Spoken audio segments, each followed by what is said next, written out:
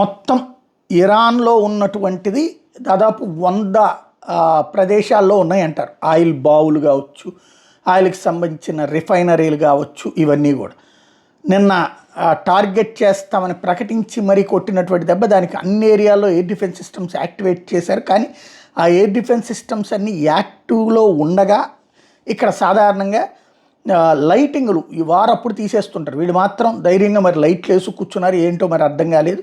అంటే మరి సరైన ప్లానింగ్ లేదో ఏంటో ఇరాన్ వాళ్ళకి. ఇజ్రాయెల్ రాత్రి 30 ఇరానియన్ ఆయిల్ స్టోరేజ్ ట్యాంక్స్, అంటే ఆయిల్ని తవ్విన తర్వాత నిల్వ ఉంచే ప్రదేశాలు, అవి జనావాసాలకు దగ్గరలోనే ఉంటాయి అన్నమాట, వాటిని పేల్చిపడేసింది.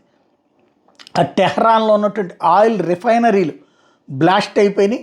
అలాగే ఇజ్రాయెల్తో పాటు అమెరికా కూడా తీసుకొచ్చినటువంటి ఈ వ్యవహారం ఎట్లుందో, ప్రజలు ఎక్కడికక్కడ లాంగ్ ఎక్కడో ఉన్నటువంటి అటు చూడండి ఎంత దూరంలో ఉందో, ఆ కనబడితే దాన్ని చూస్తే కనుక అలాంటి అటాకింగ్ అన్నటువంటిది చేసి చూపించింది. ఓవరాల్గా పెను విధ్వంసాలు చోటు చేసుకున్నాయి.